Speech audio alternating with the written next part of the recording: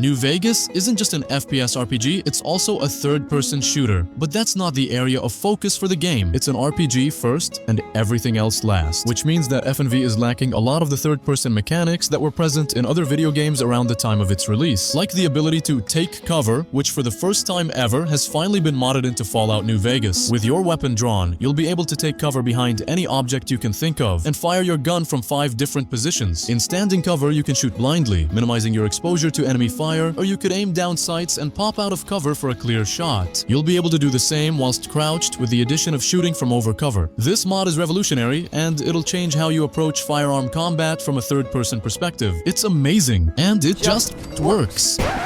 Yeah, not so much. You see, while this mod is an incredible achievement for New Vegas's modding scene, the game wasn't really built with this mechanic in mind, which comes with a load of problems. Sometimes it doesn't just work. For starters, engaging the cover system is slow and the mechanics feel unresponsive or sticky. Additionally, the animations are prone to breaking and weapon handling in third person is problematic to say the least. Your fire rate whilst blind firing from behind cover is too slow.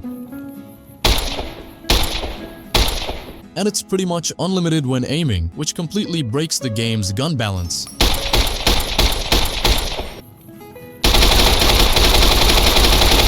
You can't manually reload from behind cover, and automatic reloads don't work on weapons with the bullet-counted system like revolvers and lever-action rifles. Even when reloading does work, the animations break anyway. Another thing that'll often break in all kinds of ways is your camera. Bullet casings don't eject, your character isn't cycling the bolt, and so many more awkward inconsistencies. Plus, this cover system straight up just doesn't work on some guns, particularly two-handed SMGs and most automatic rifles. Despite these practical challenges, the mod does have its merits. It allows players to take cover behind virtually any object in the game. You can take cover behind vehicles. Not a good idea sometimes.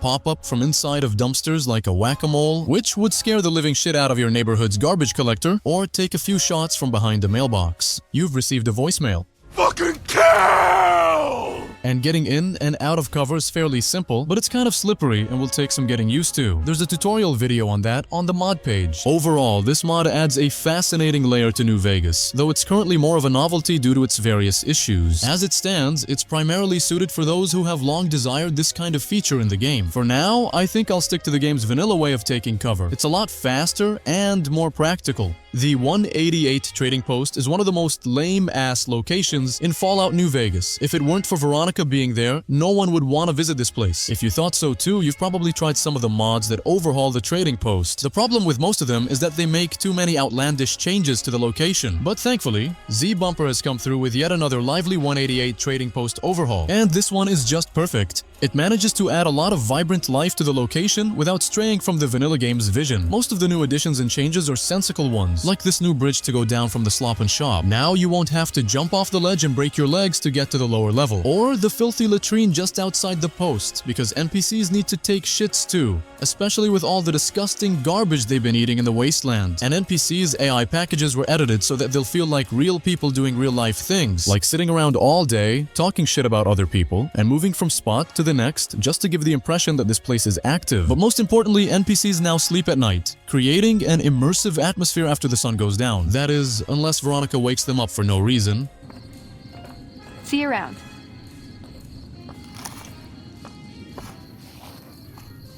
And don't worry, Samuel still sleeps all day and drowns himself in booze all night. Speaking of drowning, for just 50 caps, you can now drown yourself in Naomi's pussy, a new NPC that was added to the location to take care of your pussy drowning needs. I'll improve your prospects and come back, sugar. Another thing that I really like is that Alexander doesn't allow you into his trailer. Just another one of those things that makes NPCs feel believable and alive. You'd better get out of here if you know what's good for you. The one downside to this mod is just some minor incompatibility issues if you've got a loaded mod list. But I'm running Viva New Vegas and haven't encountered any problems thus far. Just like robot girlfriends will be a thing in the future, so will robot dogs, because these bitches ain't loyal. Not long ago, Webb brought Mrs. Galtron to New Vegas, and now man's best friend turns machine too. I wonder, would it be considered bestiality if, in this case, your GF cheats on you with your BFF? Like, are robots just robots, or do they have races and genders? Anyway, where am I going with this? This is Robot Dog Overhaul, a mod that will add 6 variants of synthetic barking creatures to the Mojave's wild wasteland, and of course a doggo companion named Bark.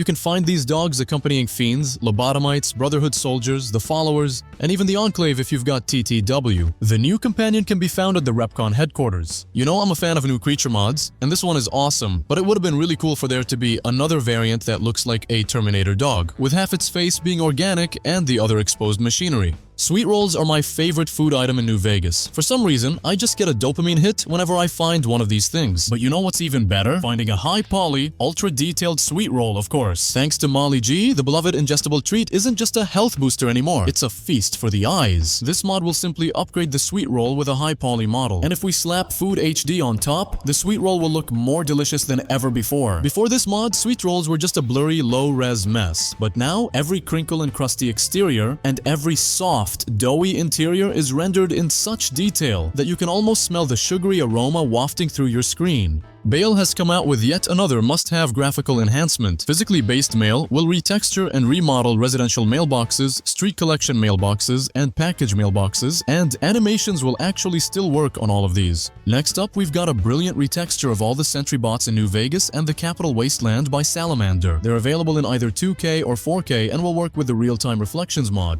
Ascended Tables is one for all the furniture aficionados out there. It'll remodel and retexture a selection of 5 tables so far along with their filthy variants, with more retextures for other types of tables in the game on the way. Everything comes in 2K, but somehow the author managed to make the new tables fit into the game seamlessly. Weapon Repair Kit Repaired retextures repair kits in the game, bringing them up in quality with 1K or 2K textures, but staying true to their vanilla aesthetic, which I appreciate. MC Tammer's latest updates to his armor and weapon packs are some of his best work yet. This time around, we got a handful of new guns inspired by real-life firearms from the 80s, like the 𝙏𝙤𝙢𝙢𝙦, the PP-19 Bison, the Spectre M4, the Colt 633, the Ruger Mini 14, and Glock 18. And some of the new guns were inspired by movies like RoboCop and other video games like Metal Gear Solid 3, but all of them were, of course, given lore and vanilla-friendly names in-game. You'll come across NPCs using the new weapons and outfits every now and then, and a lot of the crazier weapons I'm showcasing can only be obtained if custom-built and ordered through Vlad, an optional vendor that you can find in Freeside. Speaking of, the ammo and weapon mod vending machines are now packed into the vendor plugins for Vlad and Reginald. Moving on to the new outfits, we've got a few that were inspired by the cult classic Fallout Brotherhood of Steel, like the Followers casual wear and corporate security jumpsuit. And as per usual for an MC Tammer mod, some of the outfits were inspired by his favorite movies and video games. The Desperado armor closely resembles the High Noon Duds from Remnant 2. The Altruist armor was made to look like Lucy's rugged outfit from the Fallout TV show. And this badass Black Ops combat armor was inspired by Snake Eyes from G.I. Joe. As for this bear hood specifically, it was a piece of pixel fan art of the Legion that spurred Tammer into creating it. Due to how Tammer goes about crafting his weapons, there will be a few unavoidable issues. I love Tammer's work because there's always a little bit of everything for everyone in each update. So what are you waiting for? Head over to Tammer's workshop and get your hands on these mods.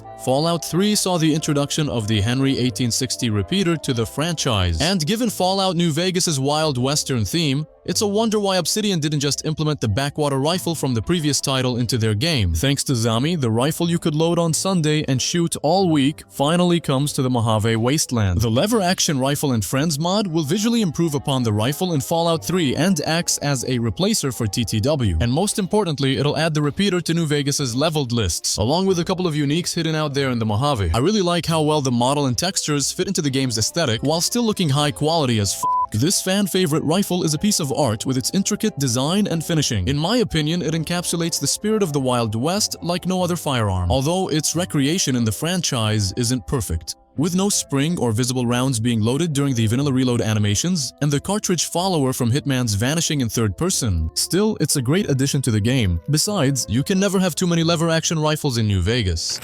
The 25mm APW is my go-to weapon for pest extermination. With its fast fire rate and quick reload, you can solve all your problems by dumping explosive rounds onto them with this grenade launcher. And thanks to Degenerate Dak, Pig, and Hitman, this weapon is now a brand new rotary grenade launcher. With all new custom animations by the talented Hitman, the model and texture look great without standing out too much among the rest of the vanilla game's weapons. It's a lot more worn and rusted than the vanilla APW. There's also a unique variant to discover with exclusive features. This thing carries double the ammunition of the original at 12 rounds, but will have a looping reload which is much slower. A good trade-off for the sake of balance if you ask me. There's one downside to this mod, however, which is that things don't look quite as impressive in third person. And by the same mod author, we've got a mod that fully implements an RPK into the game. It's got custom inspect animations, reload animations, and third-person animations, so a full set of animations, although not without flaws. It'll share mods with 3 different vanilla guns, and it has been fully implemented into the game's leveled lists as an endgame weapon. It's got a great model and beautiful textures, but I can't get over the lacking third-person presentation. Konzo, why couldn't you just use the vanilla third-person idle like a normal person? Anyway, it's a good weapon mod overall, but I think there are better alternatives from another millennia.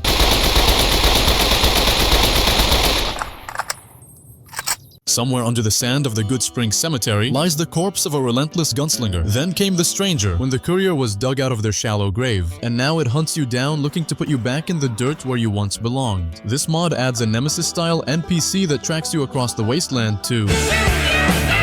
This game of cat and mouse will commence the moment you grab the heart at the cemetery. It'll continue to come back for your soul no matter how many times you kill it. The stranger levels with you, it can spawn with a variety of weapons, and if you ever need a break from the chase, just remove the heart from your inventory and pick it back up whenever you're ready. The mod adds a bit of tension and unpredictability as you're never sure when or where the stranger will appear. If you want to grab this one for yourself, you should know that the stranger may not work as intended due to some incompatibilities with mods that alter faction alliances. Do you know how annoying it is that the doors in Fallout New Vegas only open one way? It doesn't matter what side you're activating them from. I honestly cannot tell you how many times I've pushed myself into a corner and got stuck behind an opening door. And finally, someone made a workaround mod, so we'd never be in that situation again. LimeMod's door pinch fix temporarily disables collision on open or opening doors to prevent the player and NPCs getting stuck or trapped into a corner. But closing doors will still function as usual, so you'll still be able to stop NPCs by slamming a door in their face. This means no more dancing around doors in combat or stepping back when pulling a door open.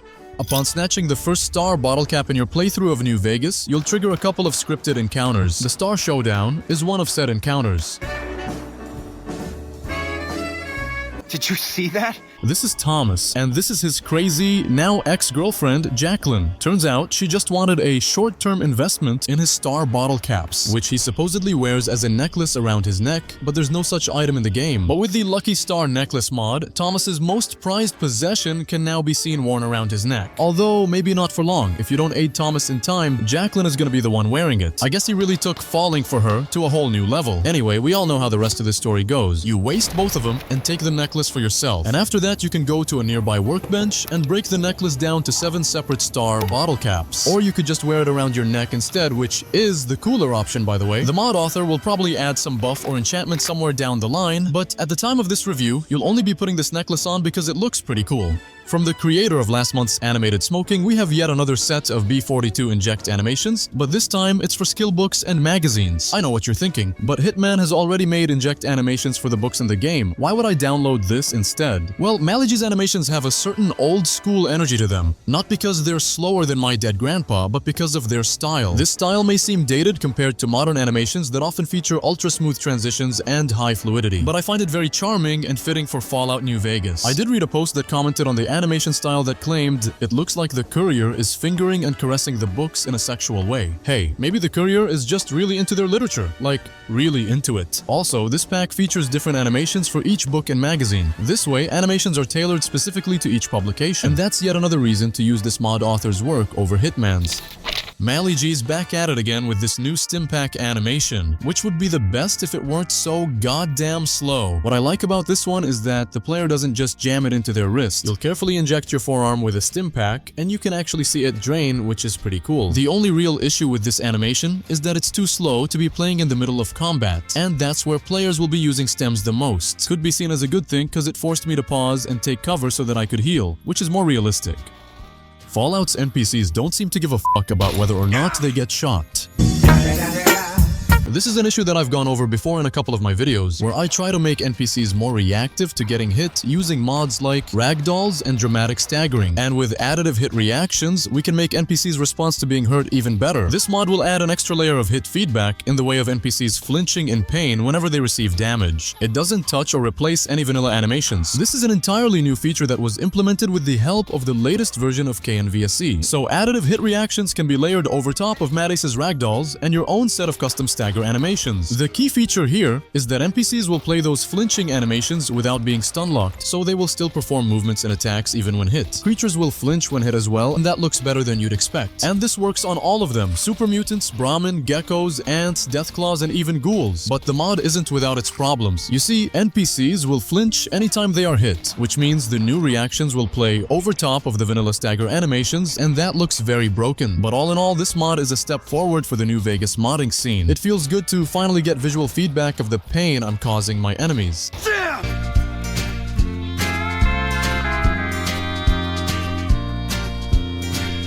You've gotten a lot farther than you should have. Your ride's over, Mutie.